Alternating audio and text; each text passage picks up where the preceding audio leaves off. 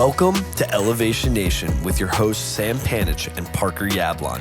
Elevation Nation is a community focused on bringing together young adults who are elevating themselves and others every day. Each Thursday, we take 15 minutes to talk about what's going on in the real world and touch on all the great things that Elevation Nation is up to.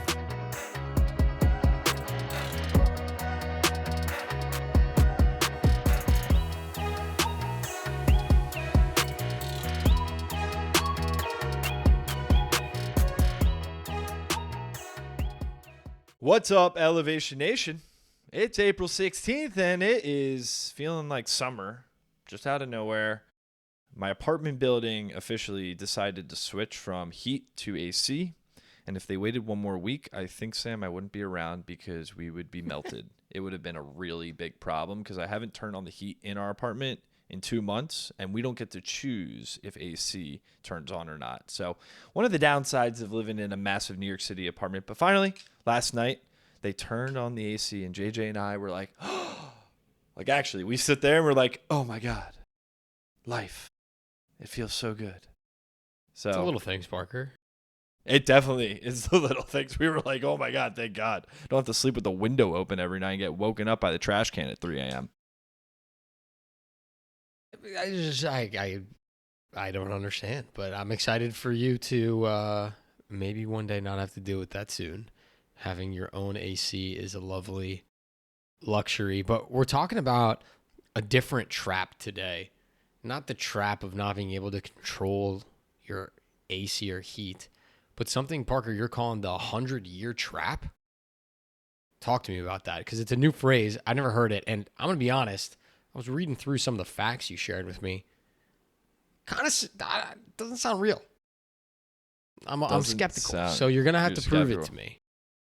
So we're going to talk a little bit more about the 5-day work week on this episode, and there's been actually a lot of development that companies are starting to test a 4-day work week, and there's been a lot of studies that there's been a lot of benefits from the 4-day work week, and not at the expense of productivity. It's actually been very beneficial. So we'll walk through a little bit of what we're thinking. But Sam, to your point about 100-year trap, we're dating back to 100 years ago, dude, 1926. What was going on around then? Cars were starting to be made. The guy Henry Ford revolutionized transportation and how things and people move around. He popularized the 5-day work week. Like, the work week was not popularized in the Revolutionary War time, Sam. The 1700s, 1800s, right? So you're telling me that we worked just every day? It was a 7-day work week? Probably people worked every single day. Many people were farmers, right? They were forced to work every day because that was their livelihood. Yeah. You know, at one point in time, Sam, work was just fiending for food. Right? Yeah, it wasn't work. It resources. Was their crops. Yeah. Okay. Good point. And so back in the 1920s, Mr. Henry Ford put together the so-called 40-hour 5-day work week. Not for the workers' wellness, though. That was really not a priority, but to give people enough leisure time to actually use the cars he was selling. Think about that for a second. Talk about a businessman. That's the part I'm skeptical on. And I'm going to need you to do some more research, because that seems absurd to me, that in order to find his market fit, he needed to make his employees be the ones to buy. Maybe they were weird. I'm skeptical. Maybe they were his influencers. I guess back in the day. Yeah, put in the world. But what's crazy is by 1940, the Fair Labor Standards Act put this schedule in place to prevent sweatshop exploitation. Security, health rules. You have people working with their hands, their body, and the 5-day, 40-hour, standard work week, right? Put in place by law for safety purposes. And now we're here, 2026. You and I both have really, and a lot of, let's call them standard white collar and blue collar jobs, go by Monday to Friday. 40 hours is what you're supposed to work. That's the expectation. But now we have this new thing called AI that helps us be more productive in how we spend our time. So why do we need to spend a full week, right? 5 days if we're being more productive, possibly in less amount of time. And so there was this study done. It came out recently. I think it was in April, that basically showed that they studied at some companies who were at a 5-day work week and then switched to a 4-day work week. And they basically said that one extra day, the 5th day, people were like literally just not productive. They were just spent in dumb, monotonous meetings, not really getting things done. But the companies who switched to the 4-day work week, 90% of those employees' satisfaction ratings increased. 15% revenue increase for those companies that reverted to a 4-day work week. People were happier. They were more productive in their time. And you know what, Sam? They were wasting less time. So that begs the question. Do you think we're getting there, dude? We're getting close? I feel like we need Elon Musk to join us, or Andrew Yang on the podcast for this discussion, because it's very future thinking, right? I think, Parker, we could have had this conversation about 5 years ago, pre-AI, and we would have been advocates for the 4-day work week just because of mental health and wellness and people being more productive and how to take care of your employees. There may be a world, I think Elon Musk is predicting this, where the standard of living increases so much due to our increased productivity, people can work less, focus on the humanities and enjoyment more. They'll have plenty of money for the things that they need, and so they won't have to work as hard. And if enjoyment and job satisfaction is not a factor of AI, although if you watch enough Black Mirror, you might think it is, then you can work 24/7 with your AI bots doing the work for you. And the humans then can enjoy the free time to do things. I think one big flaw or barrier for that right now, Parker, is, we work in Big Four consulting. Our clients, the standard is 5-day work week, Monday through Friday. And so because that's globally accepted, we're there for our clients and there to answer their calls and their needs and what they have. And they certainly still work on Fridays. So it have to happen at a societal level. But I think we might, hopefully, we'll get there at some point. Would be interesting, huh?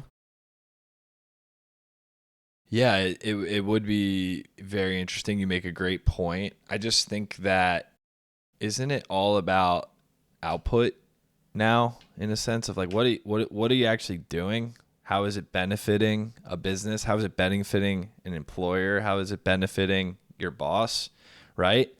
And so I find it very interesting to think that work is just going to say, plug in at 9 and leave at 5, unless it's like a service-based job where you actually need a human doing it, right? Or you have to have, like, an AI technology cannot do the human job, then you have to have the human to do it. And if people need services, like, for example, if you need your coffee shops open from 9 to 5 and you don't have a bot to serve coffee, you have to have a human working to do it. I don't think that's a place where this necessarily works unless the human is replaced by a Mr. Robot coffee maker that can say, "Hi, Sam. We know you love hot chocolate at 4 p.m. Would you like a hot chocolate?" And pour your hot chocolate for you, and there's no human interaction, actually. No, I'm with you. It's a crazy world. One other thing, Parker, kind of similarly related to this, talking about societal norms and standards, right? Everyone works Monday through Friday. That's the normal. That's what we do. Thanks a lot, Henry Ford. But we're here now. In this COVID world, I don't know if you agree with this, the default setting on Teams and Outlook for a meeting is 30 minutes. So when you throw a meeting on someone's calendar to set up time, almost always you snag 30 minutes. Most of those meetings could probably be done, if we were efficient, in 10. Think about how much time we waste trying to fill slots because it's a 30-minute meeting. People feel like you have to take all 30 minutes to be productive. People don't stop talking when they're done. They stop talking when they feel like they've made their voice heard and filled the time. And I think that's another change that I certainly would like to make. Should we test something then? I mean, we do Fortitude in 15. How much faster do you want to do it, man? Well, I think that's what's great about it. Imagine if we came and say, hey, we're just going to do 15-minute meetings now. We're not going over. We could be that much more productive. Like, what do we need to get done? What are the most important things we need to talk about? And then when people think, oh, I got to say this, and then everyone's like, important, but I have something more important. Let's talk about that. And then now, possibly you have a more productive meeting. I mean, I'm all for it. I think people also, though, they miss the niceties too. Like, since there's no water cooler talk, people spend like the first 5 minutes. That's like, just us, dude. Your shirt looks great. Like, oh, let me go get a coffee. Like, what'd you have for lunch? It's like, that's how you build camaraderie. So I get it, but damn, it's not productive. Yeah, but it builds culture. And that's something that I feel like we need more of today. Culture is being built on the internet by these people that we've never met before. How about our small cultures, or small whatever? But I'm all for the 4-day work week culture. If it helps people become more productive, which we've already seen, if companies are making more money, which that study's shown, then it's a win-win in that case. However, you know how we feel about is the man, the quote-unquote man losing leverage of the people that they're overseeing, right? Yeah. Maybe not. All right. We ended a little early. Anything elevating you this week, Sam, that you're seeing? Or de-elevating you? Yeah, I got something you're going to love. You're going to love this one, buddy. Always hated running. Been shitting on running. It hurts. I don't like it. Parker, I figured it out. Figured out why shoes. I've been telling you for years. Bought some really nice running shoes. Went on a run yesterday. You want to guess how much I improved my mile time by? 1 minute. Minute 20. Pretty well, wild. Maybe it was the excitement of having new shoes. Maybe. Or all right, you fine. got the booster shoes, the ones that give you extra boost when when you're younger and you get the big squeaky ones. You're like, wow, I'm going faster because of this. But that's good. Yeah, running shoes when you're running is really important. And what you were using was not a good running shoe. So I'm glad you made the elevated adjustment. I'm happy. I'm excited to run. I followed you on Strava. I saw you on a little mile run the other day. Yesterday. That was a warm-up. Sam. I'm going to try to hit the park. For what? Before my lift. Ah, I see. Yeah. All right. Well, now I'm going to be monitoring all your workouts, so just get ready. Totally. That's good. And elevating me is we're gearing up for a big tour. We're going on tour. I brought that up to someone yesterday that we're going on tour, and they're like, "Wait, like it sounds like you're going on like you're a musician, like you're a performer." And I'm like, "Should we wrap our rental car?" I mean, I'm not a musician, but this is our art. Like we're going on tour. Think about it. It's pretty freaking crazy. I think we should do some type of marketing around it. I don't know if we should wrap our car, but we could write on the back, Venmo us to buy us a coffee for our tour. Like people do that on bachelorette and bachelor parties. I feel like we have to come up with some cool ways to engage an audience while we go on tour, right? You're the marketing guy. I believe in you.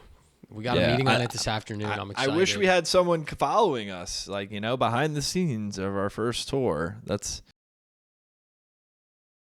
out of the budget. Maybe one might have to just drag Mikey Jager with us. Just say, Mikey, come. He'd be hanging out. Just grab Mikey.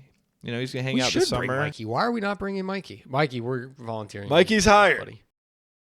We're not paying you. All right, we'll pay you. Maybe a little. Yeah. Pay him I'm excited. Elevation. There you go. We'll get him a gig. All right. Good combo. I like these historical Fortitude and 15s parks. This is a good one. So good topic. Until next week, Elevation Nation. Peace. Thanks for tuning in to Elevation Nation. If you enjoyed our conversation, hit that subscribe button to get notified when we release a new episode. If you would like to join Elevation Nation or get more information about the nation, please visit our website at www.elevationnation.io. Until next week, Elevation Nation, peace.